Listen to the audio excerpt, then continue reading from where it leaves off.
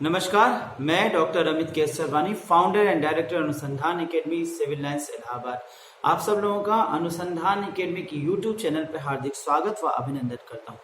Students and followers, मेरा पिछला video आपने देखा जो कि पूरी तरीके से सैम्पलिंग पे टारगेट था। मैंने सैम्पलिंग पर एक वीडियो तैयार किया जो यूजीसी नेट फर्स्ट पेपर के रिसर्च एप्टीट्यूड का एक मेजर इंपॉर्टेंस सेक्शन कवर करता है। उसी क्रम में, उसी सीक्वेंस में आज का यह वीडियो जो मैं आपके साथ शूट कर रहा हूं, आपके लिए बना रहा हूं, यह है टूल्स ऑफ सैम्पलिंग, यानी डाटा लेने के क्या औजार हैं। टूल्स ऑफ सैम्पलिंग और टूल्स ऑफ डाटा टेकिंग, इस दृष्टिकोण पर मैं आपको इसके प्रमुख औजारों का वर्णन करूंगा। यहाँ पर जो मैं प्रमुख औजार वर्णन कर रहा हूं वो चार हैं, that is observation, interview, questionnaire and schedule, यानी अवलोकन, साक्षात्कार, प्रश्नावली और अनुसूची। स्टूडेंट्स, कई बार इनमें बच्चों को कई कंफ्यूजन हो जाता है और बहुत सरल सा क्वेश्चन भी गलत हो जाता है। सो छोटी छोटी बातों के साथ बारीक बातों को यहाँ पर मैं करना चाहूंगा। सबसे पहले ऑब्जर्वेशन बहुत सिंपल है। आप डाटा लेने गए फील्ड में और आपने जैसा देखा, आपकी ज्ञानेंद्रियों की मदद से आपको जैसा लगा, ऑब्जर्व किया, इंफॉर्मेशन अपने आप चुपचाप भरे और चले आए।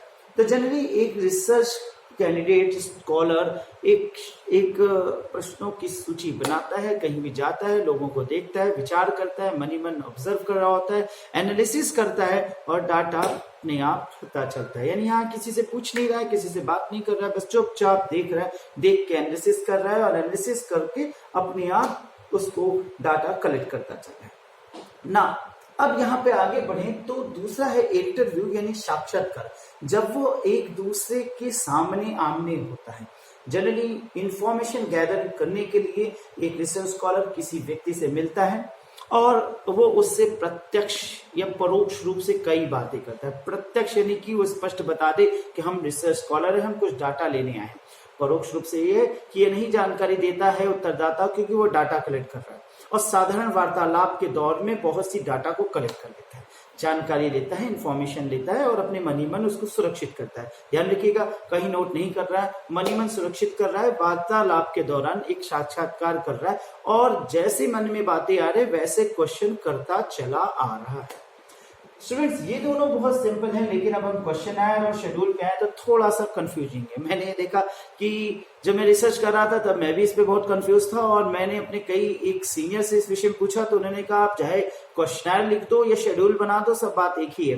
मैंने कई एक रिसर्च थीसिस बीएचयू की लाइब्रेरी से, सेंट्रल लाइब्रेरी से लेकर निकाली, उसमें मैंने अपने कई एक सीनियर यहाँ तक के कई प्रोफेसर्स के भी थीसिस को देखा जिसमें इस बात को लेकर क्लैरिटी नहीं थी कि उन्होंने क्वेश्चनर बनाया है या शेड्यूल।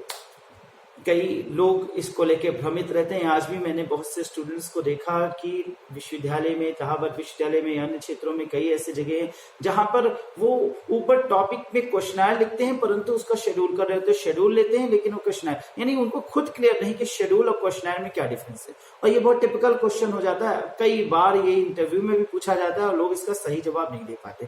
तो आज यहाँ पे बहुत बारीक बात है, बहुत बारीक अंतर है दोनों में, इसको समझिएगा। क्वेश्चनर हिंदी है प्रश्नावली, शेड्यूल यानी अनुसूची। दोनों की पहले विशेषता, both are the equal in the structure, यानी स्ट्रक्चर के सेंस में दोनों इक्वल है क्योंकि both are the list of questions. दोनों में ही प्रश्नों की एक सूची प्रयोग करता है। तो कौन करता है प्रयोग? एक शोधकर्ता दोनों में प्रश्नों की सूची बनाता है। सपोज करिए मैं रिसर्च कर रहा हूं, मैंने 40 प्रश्नों को सिलेक्ट कर लिया कि इस 40 प्रश्नों को ले जाकर मैं 533 लोगों से जानकारी लूंगा या 500-600 लोगों को जो भी इंफॉर्मेशन मैं कलेक्ट करूंगा। और इसके लिए अब उसने दोनों प्रकार की विधियों को ऑप्ट कर सकता है। जनरली ये ध्यान रखिएगा, रिसर्च स्कॉलर्स वो अनुसूची का प्रयोग ज्यादा करते हैं, प्रश्नावली का बहुत कम। अभी आपके क्लियर करूंगा, पहले और मतलब को समझ लीजिए। प्रश्नावली अनुसूची में एक रूपता यह है कि दोनों में प्रश्नों की सूची का प्रयोग किया जाता है। अब दोनों में लेने के तरीके में केवल बदलाव है और नाम में बदलाव हो जाता है। अगर अनुसंधानकर्ता यानी रिसर्च स्कॉलर स्वयं फील्ड में जाकर के उत्तरदाता से, ठीक है, डाटा को कलेक्ट करता है, क्वेश्चंस को पूछता है और प्रश्नों की सूची में स्वयं भरता जाता है, तो ये बन जाएगी अनुसूची। समझ गए? अनुसंधानकर्ता रिसर्च स्कॉलर डाटा फील्ड में लेने जाता है और उत्तरदाता से जानकारी ग्रहण करके और अनुसूची क्वेश्चन की तालिका यानी क्वेश्चन लिस्ट में उसे यथावत प्रश्नों के उत्तर भरता जाता है, स्वयं भरता है। तो इस प्रक्रिया को बोलते हैं अनुसूची। यदि वह उत्तरदाता को प्रश्नों की सूची दे देता है या डाक या किसी अन्य माध्यम के द्वारा भिजवा देता है और निर्देश करता है कि आप इसे स्वयं भर कर, यानी उत्तरदाता इसे स्वयं भर करके शोधकर्ता के पास भिजवा दे या शोधकर्ता कलेक्ट कर लेगा, ठीक है। तो यहां पर ऐसी प्रक्रिया में जब उत्तरदाता स्वयं प्रश्नों को सूची को पढ़कर उत्तर भरता चलता है तो यही चीज बन जाती है प्रश्नावली। अब बात को गहराई से समझिएगा। जनरली रिसर्च स्कॉलर्स किसका प्रयोग करते हैं? अनुसूची का। तो प्रश्नावली का प्रयोग कहां होता है? अधिकतर एनजीओ लेवल पे रिसर्च जो होता है वो प्रश्नावली। अब प्रश्नावली की विशेषता है कि जब बड़े स्तर पर यानी एक बड़े समग्र से जानकारी लेना है, काफी बड़े डाटा पे लोगों से इंफॉर्मेशन लेना है, हजारों लाखों की तादाद में, तो प्रश्नावली सर्वोपयुक्त है। लेकिन जब छोटे स्तर पे सपोज ये रिसर्च स्कॉलर 500-600 लोगों से ज्यादा जानकारी लेगा, तो जब इतने छोटे स्तर पे तो व्यक्तिगत रूप से जाकर बात कर सकता है, कि स्टडी कर रहा है तो व्यक्तिगत रूप से जाकर मिल सकता है, तो वो अनुसूची का प्रयोग करेगा। कई बार अनुसूची को ही साक्षात्कार अनुसूची भी कहा जाता है, साक्षात्कार अनुसूची भी कहा जा सकता है। अब थोड़ा में कमी में क्या है ये देखिए कि प्रश्नावली में क्या होता है, यह कमी है कि अनपढ़ मतदाताओं के लिए ये उपयुक्त नहीं होगा, यानी जो इलिटरेट पीपल्स है वो स्वयं उत्तर नहीं भर सकते। और अनुसूची में कमी ये है कि ये अनपढ़ मतदाताओं के लिए उपयुक्त है, यानी यहाँ शोधकर्ता स्वयं जाएगा, प्रश्नों को पूछेगा और साधारण रूप से वो उत्तरदाता के प्रश्नों को लेकर के उत्तर देता चला जाएगा अपने हाथों से। तो इस प्रक्रिया में देखें तो अनुसूची एक प्रकार से ज्यादा उपयुक्त सरल विधि हो जाती है डाटा लेने का। लेकिन अब प्रश्न आता है कि क्या शोधार्थी केवल अनुसूची ही प्रयोग करते हैं, प्रश्नावली नहीं, ऐसा जरूरी नहीं। ये स्थिति अनुकूल और अपने डाटा के अकॉर्डिंग, अपने फील्ड के अकॉर्डिंग प्रयोग किया जाता है। अब इसको कई बार दोनों भी प्रयोग करते हैं। फॉर मी, अगर मैंने रिसर्च किया, मैंने अपने topic that is Kumbh Mela the study on sociology of culture, जिस पर मैंने रिसर्च किया, तो मैंने दोनों का प्रयोग किया। मैंने 333 लोगों से जानकारी ली, जिसके लिए मैंने अनुसूची प्राप्त बना करके जाकर के लोगों से जानकारी इंफॉर्मेशन को फिल करते 40 क्वेश्चन मैंने बनाए, उसको इंफॉर्मेशन लिया, फिल किया। जबकि मैंने जब ये देखा कि कुंभ में बड़े पैमाने पर साधु संत और मठाधीश आ रहे हैं, तो उनके अखाड़ों में जाकर डाटा लेना है। अब एक अखाड़े में 2-2 हजार के ऊपर साधु कम से कम निवास कर रहे हैं, कई अखाड़े में तो 10-10 हजार है।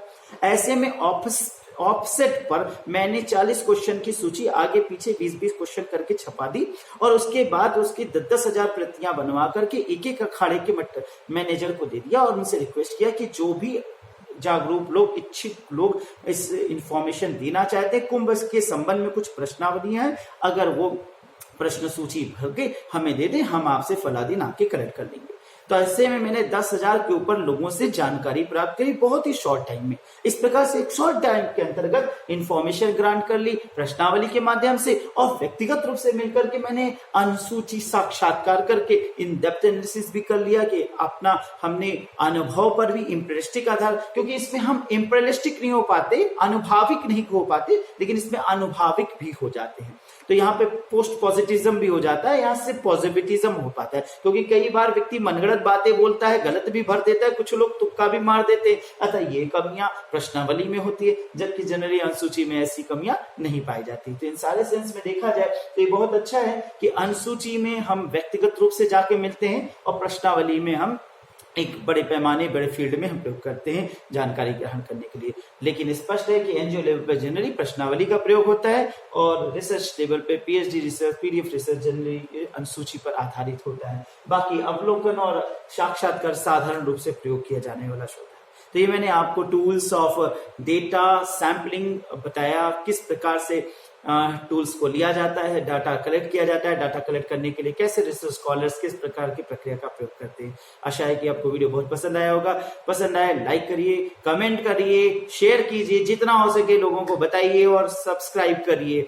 और अगर सब्सक्राइब करेंगे वीडियो और कमेंट देंगे तो मुझे अच्छा लगेगा और मैं और मोटिवेट होऊंगा और मैं आपके लिए और भी बेहतर और आपके लिए जो काम आने वाली वीडियोस हैं शैक्षणिक रूप से उसको बनाता चलूंगा। स्टूडेंट्स, इसके बाद एक बहुत इंपॉर्टेंट सेक्शन जिस पर मैं आपको वीडियो बना के जल्दी दूंगा, दैट इज रिसर्च मेथोडोलॉजी, क्योंकि इसके बाद रिसर्च मेथोडोलॉजी सबसे ज्यादा पूछे जाने वाला है। और उससे पहले एक और वीडियो मैं आपको अपलोड करूंगा, वो होगा पॉजिटिविज्म रिसर्च अप्रोच और पोस्ट पॉजिटिविज्म रिसर्च अप्रोच। तो जल्द देखिएगा पॉजिटिविज्म और पोस्ट पॉजिटिविज्म रिसर्च अप्रोच, जो कि एक इंपॉर्टेंट एस्पेक्ट है। तब तक के लिए धन्यवाद, नमस्कार।